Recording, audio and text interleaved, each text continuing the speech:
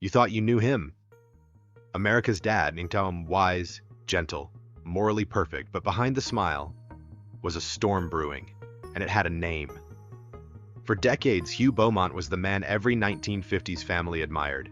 The calm, composed, sweater-wearing father from Leave It to Beaver.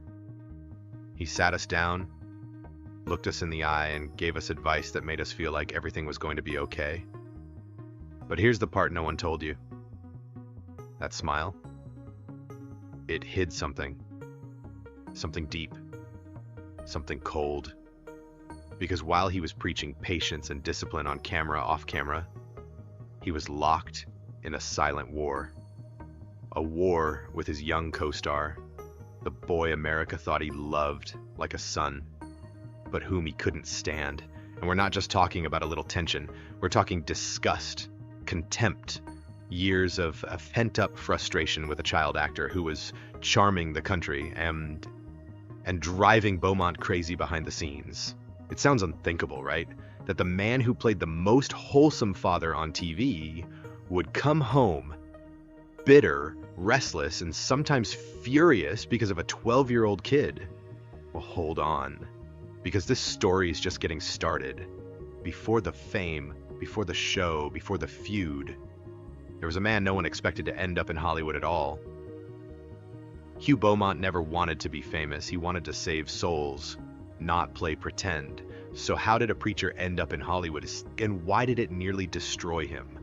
Born in 1909 in a small Kansas town, Eugene Hugh Beaumont wasn't raised for the spotlight. He was raised for the pulpit.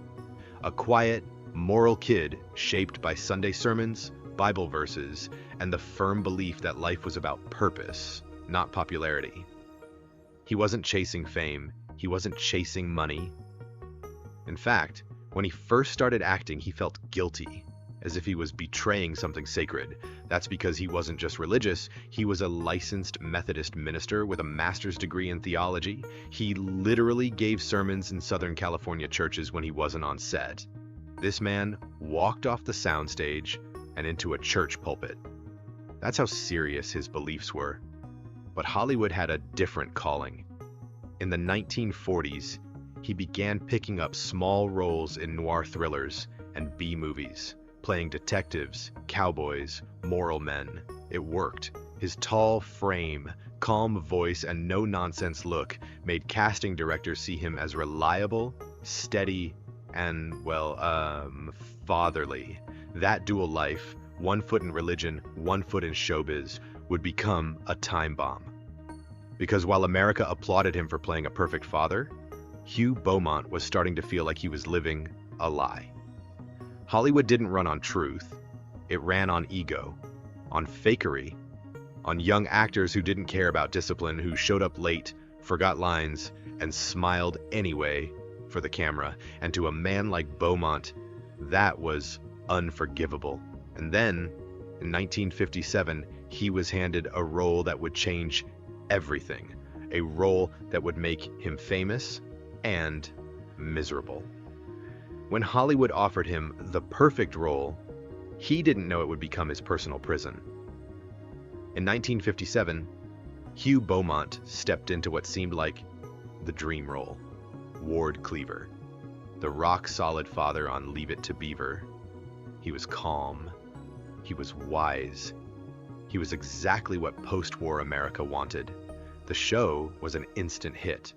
Families gathered around their television sets. Kids sat cross-legged on shaggy rugs, and every week, Hugh told the nation how to live right, with respect, hard work, honesty, and humility. He wasn't just acting to millions. He was the standard of manhood, the moral compass, the father they wished they had. Women adored him, men admired him, and kids wanted to be like him. But there was one problem. Hugh couldn't fake it forever, because behind the lights, the applause, the fame, he was slowly starting to resent the entire machine. And the biggest trigger? The boy who played his on-screen son. America saw a loving father and son. Hugh saw an entitled, undisciplined brat, and he wanted him gone. Tony Dow was just 12 when he was cast as Wally Cleaver. the all-American teenager, respectful and sweet. On screen, Hugh called him son with warmth. They shared heart-to-hearts, backyard talks, and life lessons that touched millions. But once the director yelled, "Cut!" the mask came off. Behind the scenes, Hugh couldn't hide his frustration. He believed Tony Dow was lazy, arrogant, and disrespectful. He hated how the boy would joke around on set, forget lines, or laugh during serious scenes.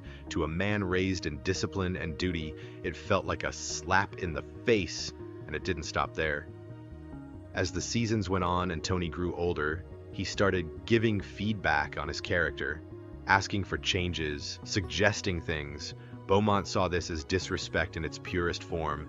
He believed children should listen, not talk back. And here was a kid in the middle of a national TV set, treating it like recess. And the worst part, no one else seemed to care. Producers brushed it off, directors chalked it up to kids being kids. But for Beaumont, who valued structure, precision, and old-school work ethic, it felt like Hollywood was slipping into chaos, and Tony Dow became the symbol of that chaos. Some insiders claim Hugh even went to producers, quietly, and asked if the boy could be replaced. Let that sink in.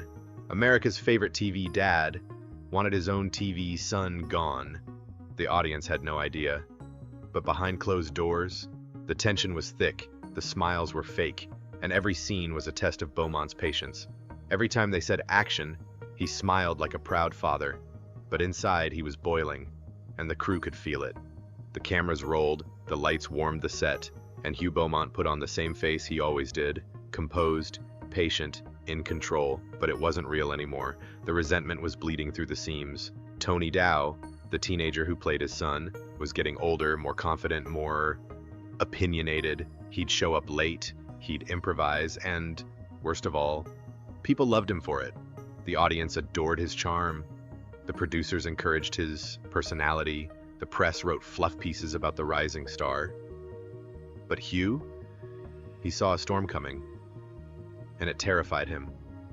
To him, Dow wasn't just a kid, he was a symbol of a new generation that didn't care about rules, respect, or reverence, and Beaumont hated that. He came from a world where children sat still, where men wore ties to dinner, and where careers were earned, not handed to you because you were cute on camera. Every missed cue, every eye roll, every time Dow casually chewed gum or smirked between takes, it chipped away at Hugh. He started snapping more often. His patience wore thin. Crew members whispered about his bad mood days, but they didn't know the full story, because this wasn't just about one boy. This was about everything Beaumont stood for, slipping away in front of a live audience. And no matter how hard he tried, he couldn't stop it. The show made him a star, but it also made him feel trapped. Trapped in a role, trapped in a lie, trapped in a studio that didn't see the real him. Leave It to Beaver was a cultural phenomenon. It aired for 6 seasons, over 230 episodes. Millions of Americans tuned in week after week for their fix of the perfect family. But for Hugh Beaumont, it was becoming a prison made of applause. He didn't want fame. He didn't want autographs. He didn't want to play a father who smiled through everything. When inside he was falling apart, he wanted peace, order, purpose. And the show, despite all its success, gave him none of that. Instead, it gave him endless hours on set with a cast he couldn't relate to. A growing resentment for a boy he had to pretend to love, and a fake version of himself being worshipped by the public. By season 4, insiders say, Hugh was showing real emotional fatigue. Not just as an actor, but as a man. He couldn't turn it off anymore. He'd go home drained. His sermons at church became less frequent. His writing slowed. Even his own kids noticed the shift. He was stuck in a character the world adored, and he couldn't breathe inside it anymore. And that's when everything changed. A stroke of fate, a medical tragedy, and a shocking exit no one saw coming. But we'll get there soon. He smiled for years, but no one, not even his co-stars, saw the silent collapse behind his eyes. By the end of Leave It to Beaver's run in 1963, Hugh Beaumont wasn't just tired, he was drained, burned out, disconnected from everything that had once mattered to him. The show had ended, but the damage lingered. He returned to smaller acting roles, some guest spots on crime dramas, a few narrations, but his passion was gone.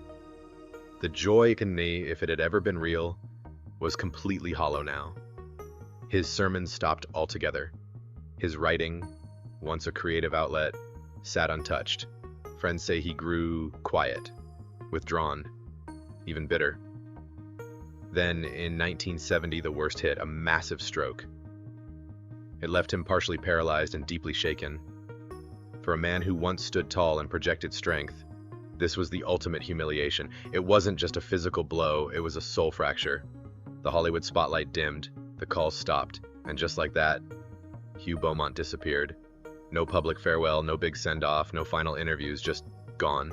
He spent his final years in total obscurity, but even at the end, he never forgave one person. After his stroke, Hugh Beaumont walked away from Hollywood forever. He didn't buy a mansion, he didn't live out his days in luxury. Instead, he moved to rural Minnesota and became a Christmas tree farmer. Yes, you heard that right. The most iconic dad in American television history. Spent his last years surrounded by pine trees and silence. There, among the snow and the soil, he finally found what the studio never gave him. Peace, quiet, simplicity. But peace didn't mean forgiveness. Insiders close to the family say that even decades later, even when Leave It to Beaver was long gone, Hugh couldn't let go of the past. He still harbored deep bitterness, and most of that bitterness was aimed at one person, Tony Dow, the boy he'd called son for 6 years, the boy who made him fake a smile every week, the boy who, in Hugh's eyes, symbolized everything wrong with a world that had changed too fast for him to follow. And when Hugh Beaumont passed away in 1982 while visiting his son in Germany, there was no big Hollywood tribute, no grand goodbye, just a quiet obituary, and a legacy built on a role he resented. America called him the perfect father, but maybe that's the real tragedy. He was playing a part, while the real man slowly crumbled in silence. He raised America on screen, but in real life, he was a man slowly losing everything that made him feel human. Off-screen, Hugh Beaumont was nothing like Ward Cleaver. He wasn't warm, he wasn't endlessly patient, he wasn't always smiling over pancakes in the morning. He was worn down, tired of pretending, and, in the end, deeply disillusioned with the world he'd once tried to change through faith and family values. Still, he stayed married for 33 years, raised 3 children of his own. One of them, his son Hunter, would go on to become a well-known psychotherapist, maybe in some way helping others untangle the kind of quiet pain his father never could. Hugh never chased a comeback, never wrote a tell-all, never called the press. He faded the way only someone who never wanted fame could. And maybe that was the most honest thing he ever did. He was America's dad, but maybe that's all we ever wanted him to be, not who he really was. We loved Ward Cleaver because he was stable, strong, a moral compass in a noisy world. But Hugh Beaumont, he was complicated, torn, misunderstood, a man stuck between the pulpit and the soundstage, between truth and the role he had to play. And that role, that perfect father, became his burden. Maybe he never forgave Tony Dow. Maybe he never forgave Hollywood. But more than anything, maybe he never forgave himself. And that quiet tragedy is the part of Hugh Beaumont's story no one ever told you. Until now.